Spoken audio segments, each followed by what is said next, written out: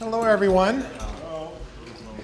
Thanks for braving the cold and joining us for this meal and this wonderful presentation. My name is Roger Narlock, and I'm the director of the Benedictine Institute, who's sponsoring today's talk. I just want to say a little bit about what you're going to hear from the Benedictine Institute a few times this semester. You're going to hear a lot about the Divinas. One of our ongoing weekly programs is Lectio Divina, Lectio in the library. You may have seen it on the bulletin board. And what we do is we have one of the monks lead us in this practice of very reflective, meditative reading of Scripture. And it takes place from 12:30 to 1 every Thursday in a room in the library. And so we invite you to join us for that practice.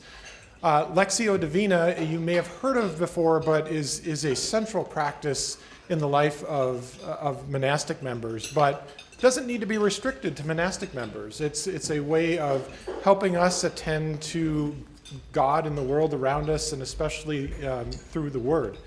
And what we're going to hear today is from Betsy Johnson Miller, who's a communication and English and first-year seminar professor. We're going to hear about how she has used a form of Lectio Divina called Visio Divina in helping her to meditate on this process of art and how that has informed some of the poetry she's written. We will also, later on this semester, you'll hear this Divina again in the form of Audio Divina. The Rose Ensemble is one of the groups that's coming for the fine arts programming this semester. And they have researched the lives of St. Benedict and St. Scholastica and allowed their views, and I think especially in hospitality, to inform their music. And in addition to our next Lunch and Learn is going to be the main sort of creative force behind the Rose Ensemble is going to be talking about that process. But the Rose Ensemble is also going to be leading us through an experience of Audio Divina, again, where we will meditate on the presence of God around us, but in auditory form, and that will be held in Emmaus Hall in March. We'll send out plenty of emails reminding you of these things. But there's kind of an emphasis on the Divinas, I guess, this semester is what I mean by that. So I will let Betsy describe her project a bit more, and at the end there'll be a few minutes for questions. So Betsy, thank you.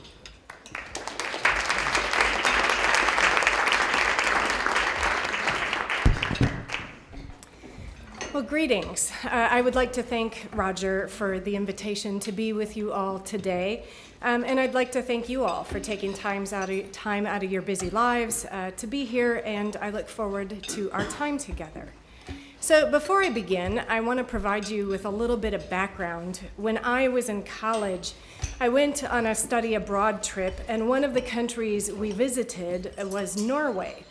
And on a sunny day in May, we went to visit this park in Oslo, and I had no idea what we might be encountering there. I thought it was just another chance to kind of lose myself in the beautiful green Norwegian landscape. But as we walked into the park, I saw that there were all of these statues around the park. And in this park, the sculptor Gustav Vigeland had dozens, if not hundreds, of sculptures. And these sculptures not only arrested my attention, but they also did something to my spirit. It was as if I had been ripped open or undone. I have a feeling one of those really heady philosophers like Lacan or Zizek would say that I was experiencing the real with a capital R. But all I knew that day was that art had broken me open in a way I'd never experienced before. So here is one of Vigeland's sculptures. And this is how I feel about winter right now. And here's another. And one more. So as I was going through this park, I realized that Vigeland was not trying to make nice.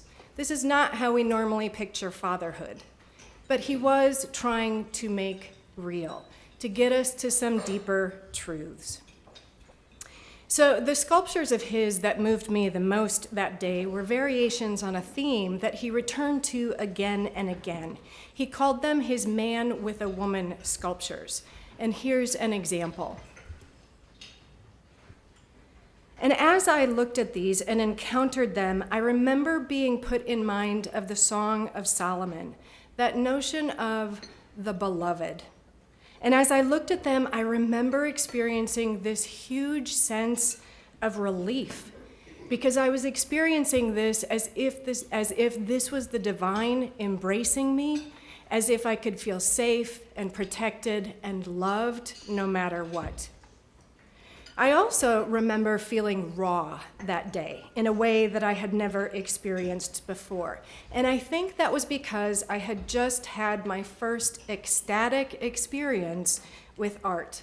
I had experienced this intense pleasure and this kind of gift of a mystical absorption. So fast forward 25 years, and last year, I'm a poet and I write essays, and I just finished a couple of manuscripts. And so I was casting about for something to turn my creative attention to, and somehow this memory of this experience with Vigeland sculptures came back to me. And I remember thinking, well, what if I proposed a grant where I went and meditated on art in order to produce more art? And so thus I wrote and received an FDRC grant. I went to visit several museums around the country and contemplate works of art in order to produce writing. So I'll share some of that writing from the experience, but what I want to focus on today is the act of contemplating art. Because as I discovered in my experience that day, sometimes when we do that, we are opened up in ways that we've never experienced before. And that's one of the ideas behind Visio Divina. So Visio Divina, what is it? It's an invitation into divine seeing. And as Roger pointed out, it shares its roots with Lectio Divina, which calls for a slow, careful interaction with the scripture, with the written word. Visio Divina invites one to encounter the divine by meditating on images and objects. But then we might be asking, okay, we know what it is, but why should we do it? For some people, you might experience difficulties with other kinds of meditation and prayer. So, for instance, you might experience some restlessness if you're told to meditate or pray. If you're anything like me, the first thought that goes through my head is, you want me to sit here for how long? Because I'm like, really? We have to do that? And along with that, it's that boredom of mind and spirit, that it's kind of like a car ride. Are we done yet? Are we done yet? Can we move on? Another thing that with some difficulties that can come with other kinds of meditation and prayer is speechlessness. I don't know about you, but when I encounter or want to encounter the divine, sometimes I think, but what can I say? What words can I use? How can I dare to approach this being when I'm just me? And then lastly, sometimes there's a mindlessness. If we always pray or if we always meditate, it might begin to feel rote. The same old, the same words, the same things. And so it might just feel like a dry experience. At the same time, we might want to consider doing it because it is an invitation to something different. So it could help us move from a sense of obligation to a sense of opportunity. So it's an opportunity to see deeply, beyond first and even second impressions, to move below our initial ideas and to see and be seen and to address and be addressed and transformed by God, who is never limited by what we might be looking at, but might be using it as a doorway to enter into our lives. So how did I get interested in it? As I said, I wrote an FDRC grant, meditating on art so I could write about it. And what I did to prepare was I met with Sister Hélène Mercier, who taught me how to do this. And she said that with Visio Divina, we are invited to pay attention to what shimmers for us, to what hooks us. And we'll keep coming back to that, but that's the real idea behind it. And I do want to add a disclaimer. I am by no means an expert at this. It's just something, it's a practice that speaks well to my spirit. And so I'm sharing it in that spirit. So, how do we do it? The first thing we do is we choose an image or an object. So it could be something we have around our house. It could be something that we find, there are museum websites all over on the internet. So we choose something. And then, and this I think is where it gets interesting, is we look at the image and let our eyes stay with the very first thing we see. So instead of trying to take it all in, which might stir up our spirit in ways that we might not want it to, instead we stop with that very first thing and we try and keep our attention there. So I like to think of it kind of like an ocean, that at the top it's all choppy, but if we stay and if we sink, then things might open up and we might quiet, and so we might experience things more deeply. So after we've done that, kept our attention on this first thing that pulls us, then we can let our eyes gaze at the whole image to see everything, and then we can move on and ask the following questions. What emotions does the image evoke? What does the image stir up or bring forth? What hooks you? What shimmers? And then what might the divine be trying to break open? And what might the unsayable be trying to say? So we'll practice together. So I'm going to show you an image. This is one of the images that I encountered. And I would like you to remember to keep your eye at the first place it lands. And I'll kind of talk you through things then. But go ahead and just try and keep your eye in that one place. So here we go.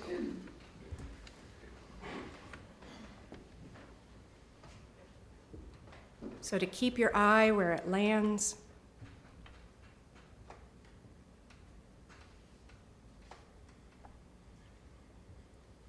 to breathe deeply,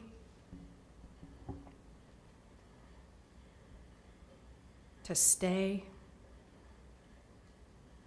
to sink and open.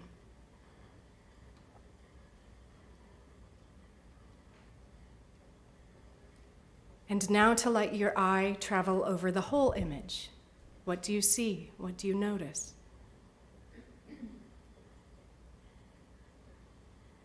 And then to think about the questions. What emotions get evoked? What does the image stir up? What hooks you? What shimmers? What might the divine be trying to break open? What might the unsayable be trying to say?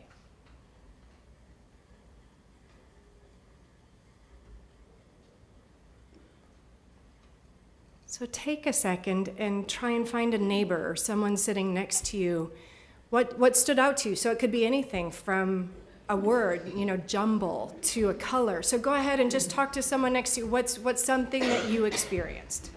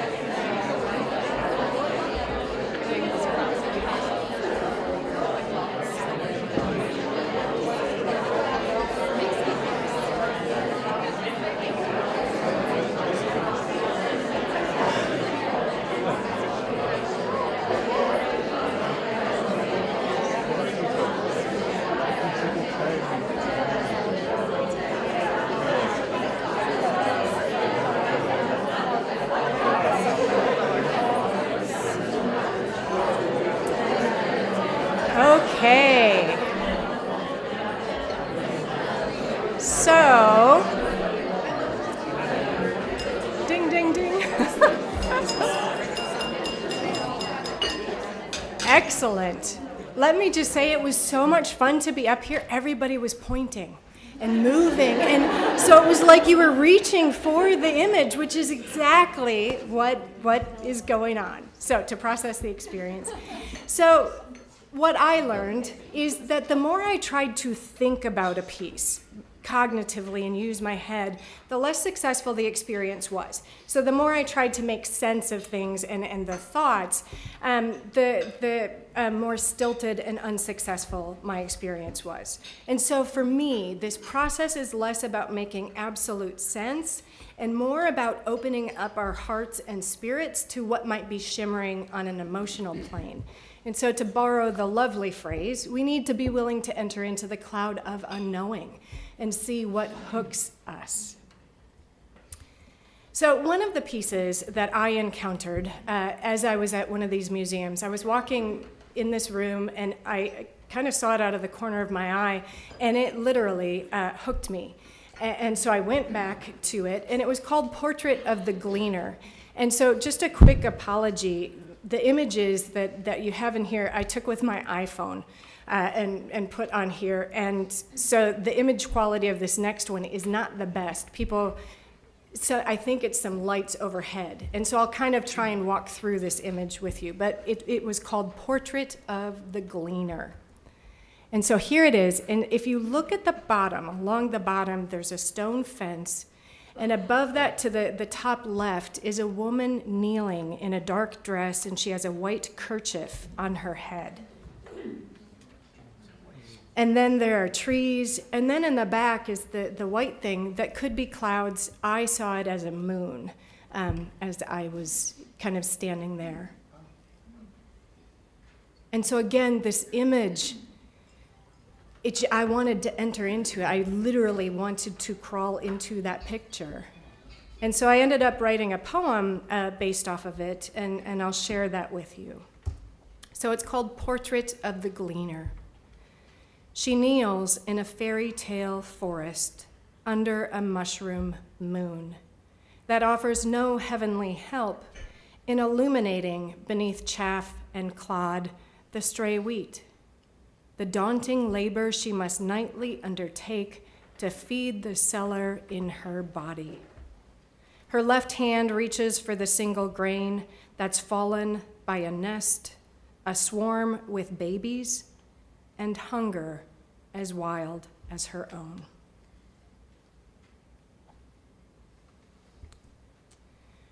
So I'm going to invite you to try again with now an object. And so I will show you this object. And again, I want you to keep your eye where it lands, and then to look at the whole thing, and then to ask yourself one of these questions.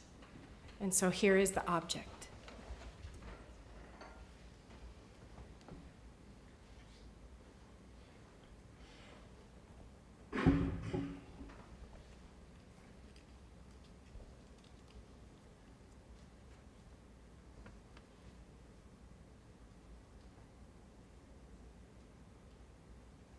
And so begin to ask yourself those questions. What shimmers? What hooks you? What might the unsayable be trying to say?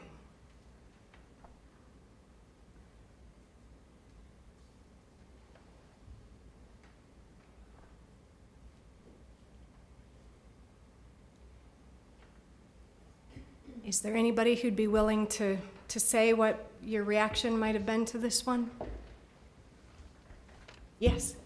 I see a chair, and I see myself snuggling up in that chair, and my love for animals, and how I love to snuggle with them. Exactly, yes. And so this is a point I want to make, is that different people are going to experience art differently. So I gave this similar presentation at a Thursday forum, and that was my reaction. So I was saying that, to me, I imagined it was a she, and I wanted to crawl up in her lap and just in this graceful, restful presence. And so I was describing that, and my husband happened to be in the audience, and his face was like, what? and so I said to him, I said, what's your reaction? He was like, I think that's creepy. I think it has dead eyes, and it frightened him. And so we had very, very different reactions to this same piece of art. And so to remember that and you might have a different reaction on a different day. So here's the poem that I wrote based off of that, and just a quick background. So first of all, the title of this poem is called Antidote Number 3. And if you haven't noticed, we are living in some difficult, challenging times at the moment. And so I've been, with my writing, trying to find hope and trying to work against some of that despair. And so I've been writing what are called antidote poems. And so this is one of those. And so it came about from that deer, but it also came about, I was walking in the Arboretum one day, and up on a hill, I happened to see this deer standing on what looked like kind of this rocky crag. And so I just remember looking at her legs thinking, how did you not break getting up there? How did you not break things? And so that's where this poem kind of came from. So the antidote, that deer vessel, and then the Arboretum. Antidote number 3. Pray to the vessel in the form of a deer, that matron of moss and tree, in a slat of light. The rough atlas does not break her stick legs as she vaults to crag with her cache of flesh and bairn. Let that vision tide over the cup in you, like the breeze, the dew, which is to say, temporarily.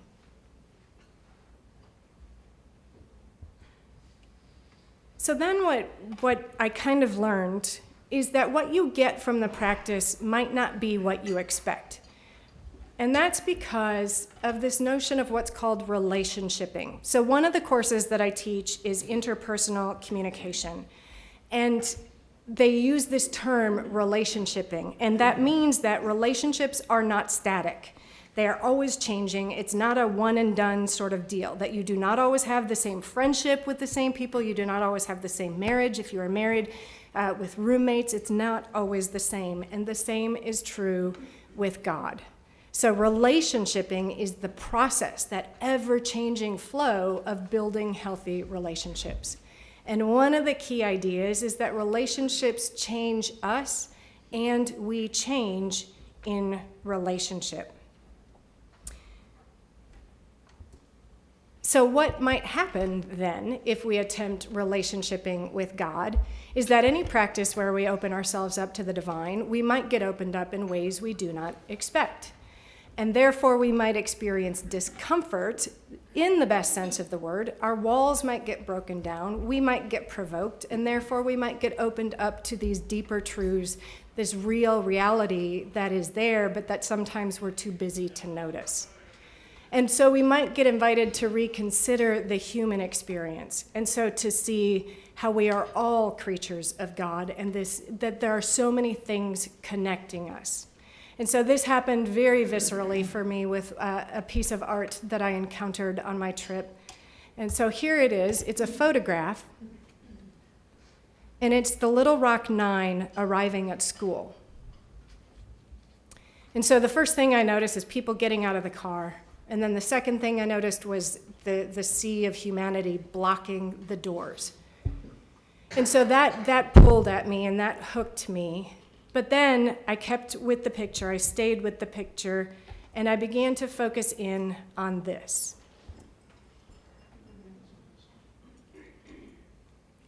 And in that moment, this became an experience that in a way I could also enter. This is a first day of school.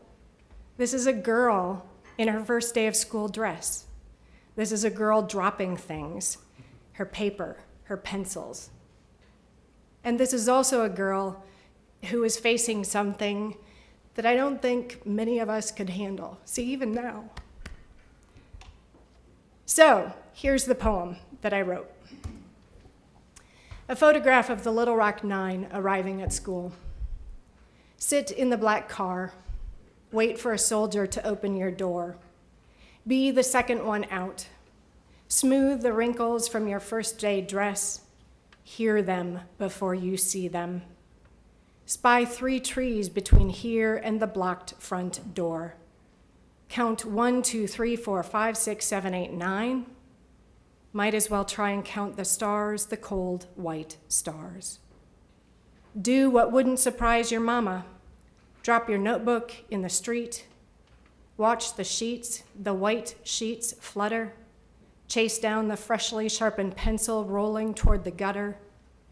Put your hand to your stomach and march into the big picture.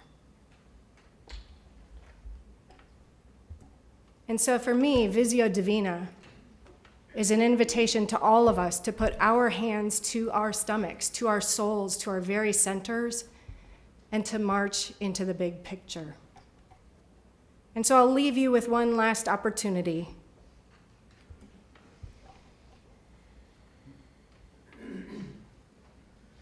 To sit and breathe, to open, and to wait for the divine, or wait for yourself maybe, to hear the divine, to see the divine, to feel the divine reaching towards you and calling you beloved. So thank you, and if anybody has any questions, I would be very happy to answer questions. Yes, Carla. Well, I've got a couple. Mm-hmm. One, have you gotten anything published from it? A couple, yep, so several, yeah. And are they publishing them with images and words? No, actually. No. And I really wish I could get the Little Rock 9 because to me those two, but I just don't know how that can happen. But I maybe need to pursue that one. So. Well, it's extraordinary on its own, but it's superior, paired. Right, thank you. My second question is, how might this practice contrast to praying with iconography? I think it might be really similar. My guess is that iconography, it would be a little bit more limited in scope. Certainly you could experience different styles, and I guess maybe not. I guess I don't have enough knowledge, but I would love to hear someone who is well versed in that to see what their experiences would be. Yeah. So, yeah. Yes.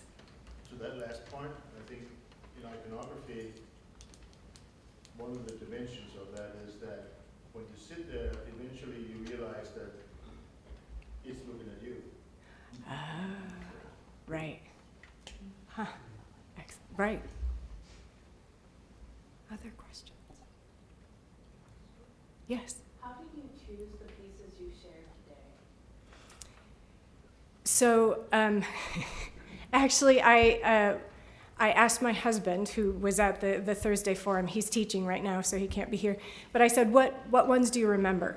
And so these were the ones he remembered. And so I thought, well, because that was 4 months ago. And I thought if those are the ones you remember, those maybe were the most interesting. So, Yes. When looking at your poems and the images, I was reminded how the frame of the image and the frame of the poem both limits us and invites us simultaneously. And I wasn't as aware of that until I saw them go back to back. I really like that. Yeah, and I think every part of our lives are actually framed. So everything in our lives is framed. We just don't often know it. And so when we can become aware of our frames, I think then things get interesting. And what's in the frame, what gets left out of the frame. And so, yeah, I think that that's a really insightful comment. Yes? So you mentioned painting, you mentioned photography, you mentioned sculpture. Have you had experiences like this with, say, architecture? Yes, yeah, buildings can undo me in the same sort of way. And so we can experience this too, that as soon as you walk into the Abbey here, I get one sense of God. There's a very particular sense of God I get when I walk into this church. There's a very different sense of God I get when I walk into the church at St. Ben's. And so I think architecture, yes, yep. Well, I was curious how your students respond to this, and are there ways where they've opened up your own experience of a piece of art that you wouldn't have seen Actually, I haven't really done this with my students. I thought you were doing some of it with one of your classes, I apologize, yeah. I, It's okay. yeah, I don't think so. Just fine. No, okay, right. But I think it could be useful because I did this experience and I haven't taught creative writing since I've done this experience. So I look forward to doing it then. Yes, yep. Yes. I regularly start each class with a 5-minute meditation deep breathing. And sometimes I use a visual image on the screen, sometimes a brief auditory, and sometimes it's just focused, on the breathing. And students tell me that's the quietest they've been all day. It's only 5 minutes. And it's kind of like getting a before you start the next. And they really love it. I bet. And just a quick note, so I mentioned being on a study abroad. So I went to Concordia College up in Moorhead, and Dr. Ernie Simmons is from Concordia College. I had him as a professor, and so he's here. And even more interesting, he has now had my son, who is at Concordia. So there's just kind of some history. So yes, so it's wonderful to have you here. Any other? Okay. Well, thank you so much for your attention. I greatly appreciate it.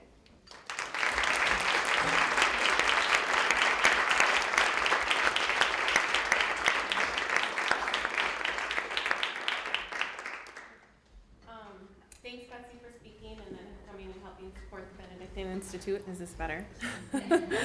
I'm Teresa Schaefer. I'm the new administrative assistant for the Benedictine Institute. If you haven't heard yet, but maybe speculated, Gloria Hardy-Chick did retire last month. So if you need something, you can certainly email me. Just wanted to kind of recap things that we have upcoming. The weekly things are the Visio Divina, the Lectio Divina on Thursdays from 12:30 to 1 at the library, study room 119, and then I'll post those out on the bulletin too. Friday is our building community, and the next one's tomorrow. It will be in Simon's 310, and that one's in the evening. It's the 3:45 to 5 o'clock. So come and socialize and little free wine and cheese.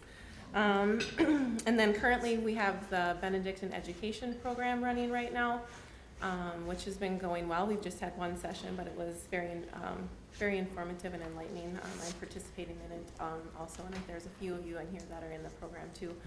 There's one out at St. Ben's as well, and so there is session 2 coming up in March, and there are still spots available. So if you wanted to register for session 2 for the Benedictine Education Program, you can go to the Benedictine Institute's website, and there's a registration link on there. And it is, again, on both campuses, so if that's more convenient for you to go to St. Ben's, they're on Wednesday. That class is on Wednesday, and the one here is on Mondays. And then there's also the Audio Divina coming up in March that Roger had mentioned, and that will be on Thursday, the 15th of March, and that'll be in the MAS Hall Chapel. And then I will also send out an email in a couple of weeks for registration for the next Lunch and Learn, which will be March 16th, which is a Friday. So watch for those, and if you need anything, let me know. Thank you.